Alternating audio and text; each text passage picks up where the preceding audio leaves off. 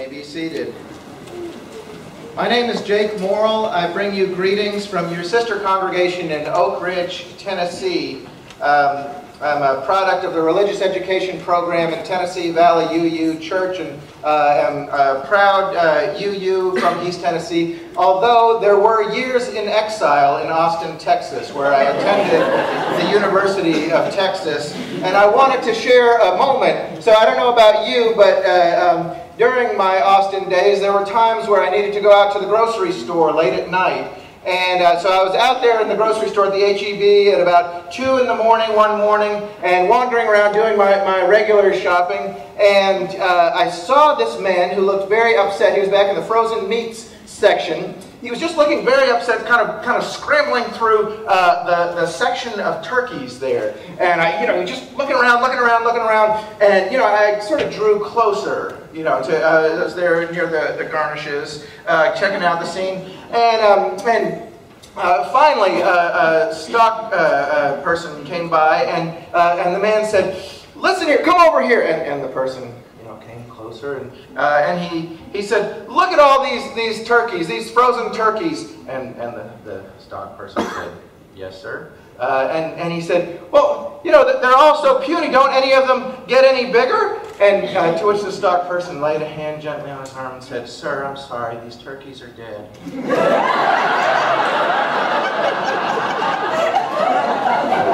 That's always reminded me, that true story.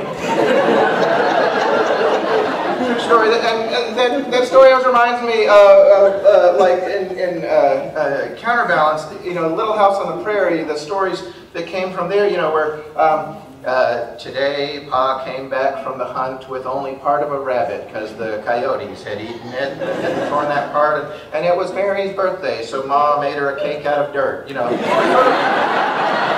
Sort of the counterpoint to the abundance that we celebrate now, that's common among us. Here we are in the year of our Lord 2015, and we find ourselves, our spiritual condition, so often like that poor shopper, surrounded by abundance. Aisles of frozen food, 37 kinds of cereal, mountains of fresh fruit from faraway countries, and still we are starving. In 2012, there was a study done by the National Defense Resource Council that showed that Americans throw away half of our food. People, think what's in your fridge right now. Half of that we are throwing away. I don't know, has anybody worked, I used to be a dishwasher at a Mexican restaurant. Anybody else worked food service here? Those plates don't come back clean.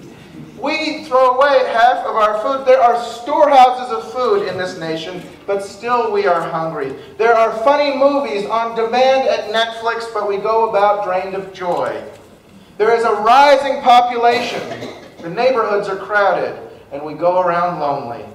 And we in the liberal church often look at this grim landscape and solemnly declare that the answer is to be found in material redistribution, in addressing the wealth gap, the broken democracy. And I am with you in that struggle, friends. But I want to tell you that the challenge before us is far greater than any of those, with climate change thrown on top. I've come to believe that we, in this time, are facing a new spread of the bubonic plague. And you may wonder, am I experiencing it?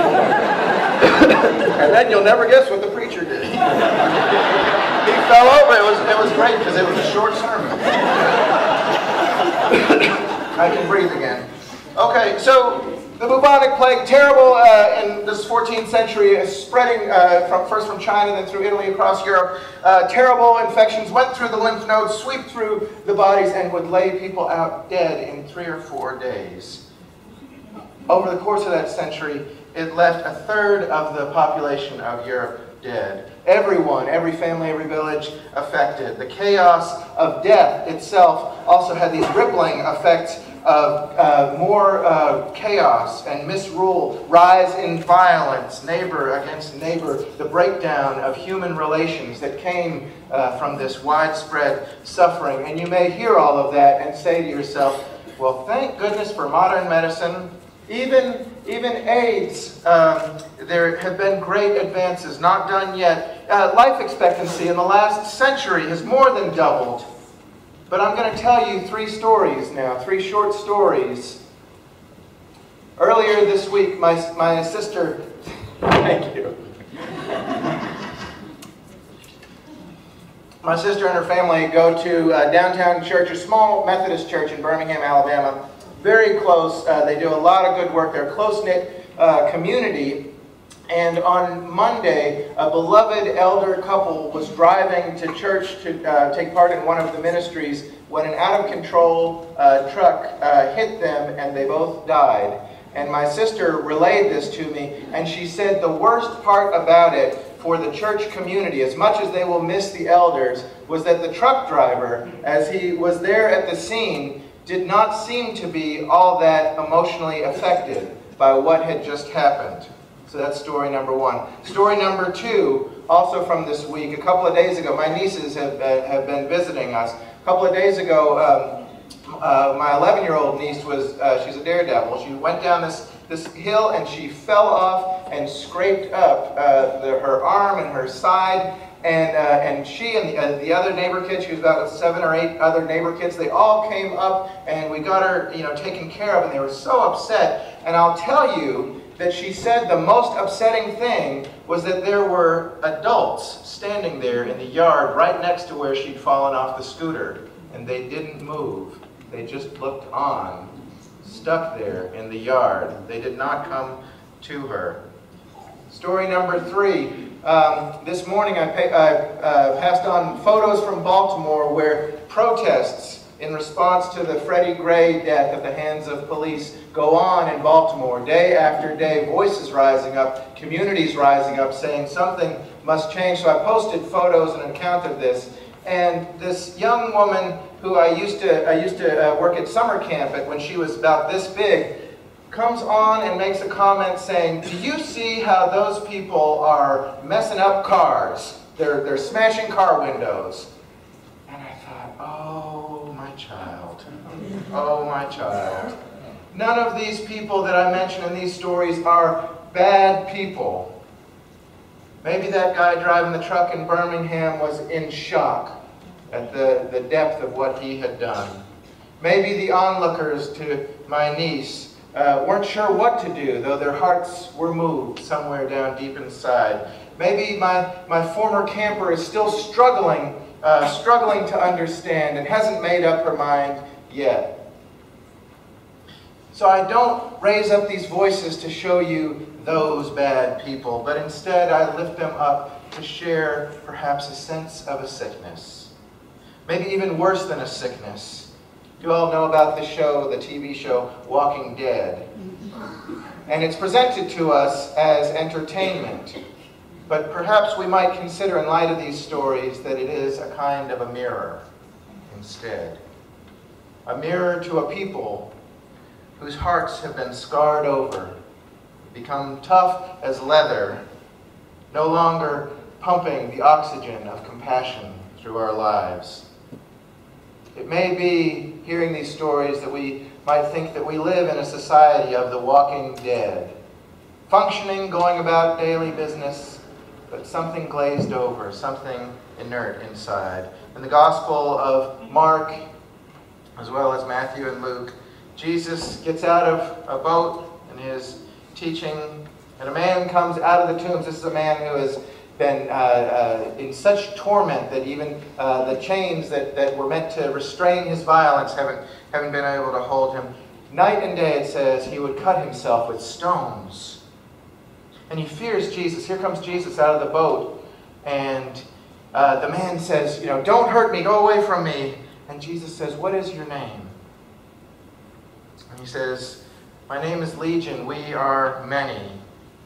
And he asks Jesus, and Jesus helps him and loves him into releasing these demons that have been inside him into pigs that are on the hillside who run off, and he is liberated from that suffering.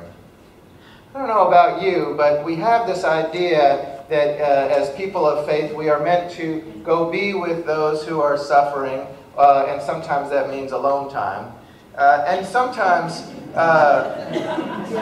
Sometimes being with people who are suffering, even if it's alone time or especially, it's difficult. It's difficult to be with suffering people. They don't tell meaningful, poignant stories about how they've come to beautiful meaning. Often they're sending us away with through the voices of their demons of shame and self-loathing and despair. And we can be that presence of love, and that presence of love can have healing power. And I believe, because I have seen it and I have experienced it in my life, that healing power, that presence of love, that one-on-one relationship of transforming love can send those demons running out of the body, out of the life. And Boccaccio's Decameron, the history of the bubonic plague, says that when others, even family members, fled those who were suffering so badly, it was people of faith who stayed back and held their bodies as they died, and buried them and tended to them. And certainly, being love among the suffering is our lineage, and the lineage of all those of faith. And this can be a mission to nurse those wounded in a reality show culture that feeds on humiliation. We can be those willing to stand with the marginalized, and we can be those on the margins willing at last to say our name aloud. But for all the good human relationship can do, all of its healing, in a time of plague, a time of pervasive death of the heart, it will not do for us to only work life by life, one by one at a time. I believe that we must be those who are able to answer that great question: what could be better than the bubonic plague? And it seems a simple question to answer at first. As somebody said yesterday, everything. Because the bubonic plague's pretty bad. So name it, orange juice, sporks. Those could all be better than the bubonic plague. But as we sit with that question in our hearts, what could be better than this torment, this suffering that is all around us? We have this habit, some of us, many of us perhaps all of us at times, to turn to critiquing, analysis, dissection, deconstruction. And we never somehow end up answering the question of what is it that would be better than this plague. As we do, as we critique the misery that we know, we reveal our own immersion in it, our own orientation to it, our own addiction to it. We find meaning in plague times, perhaps. There is a thrill to being us, forever pitted against them, those plague bringers. But the work of the prophet is to lift up a vision, to see through the fog and despair of these times, and to name a dream so bold that it feels almost silly to say it out loud. Another time in the Gospel is when a crowd gathers around Jesus. Night is drawing near, and they haven't eaten. And all they have for food there is 5 loaves of bread and 2 fish, hardly enough to feed 5,000 people. And yet, as they share the food in their small community, and as they pass the baskets through the crowd, there is enough. There is more than enough to be shared. And perhaps this is the truth that we carry out into that world of suffering, that world of scarcity, that world of drastic insufficiency, of not enough.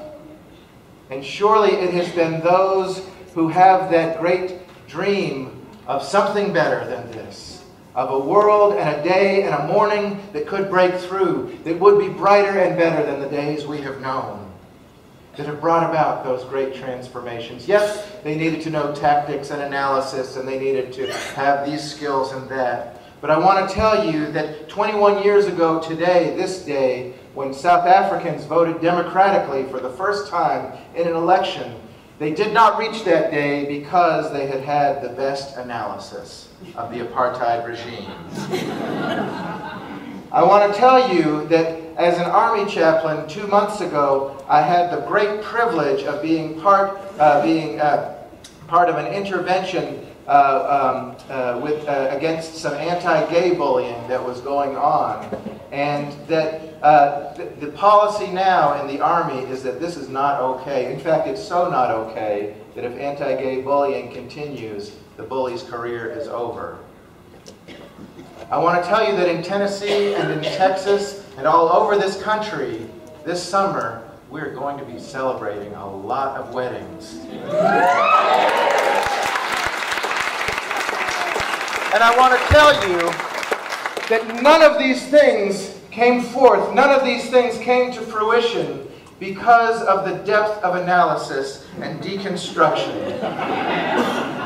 I want to tell you that it was because there were those, even in the midst of the struggle, in the days of deepest despair, who were able to go out the doors of their hiding places, their bunkers, the places where they felt safe, into a world that does not always feel safe. And they were able to go out with the dream, with the conviction of loaves and fishes.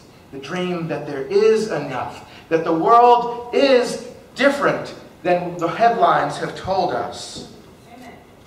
There was a day, there was a morning when the planet began to heal. The climate change that everyone had said was a foregone conclusion, the ruination, began to turn back. And it began because of you and you and you going out from this place out into that world that does not always feel safe. Rising up with that dream inside. Rising up with the line from Dr. Martin Luther King that said, human salvation lies in the hands of the creatively maladjusted. And so you are sent forth. You know how they say, keep Austin weird? That's not a slogan, that's a personal mandate. So as you go forth with your holy weirdness, with your maladjustment, as prophets of love, as people who do not agree, who do not resign yourselves to the headlines of today, but instead lean in and sing a song and tell the news about the day that is coming, things begin to change. We live in the plague times, beset by struggles that every one of us can name. What could be better than the bubonic plague? The world that you create, the world that we create, the world that love, as it is unleashed through our lives and through our life together, creates. So yes, go out in the struggle that is out there and that is in here, in each of our lives and in this community. Go into that struggle, but go with a song. Go out there with hope, with hearts full, with courage. Loaves and fishes, loaves and fishes. A new day is coming, and you will sing its song, and it will draw closer. So may it be.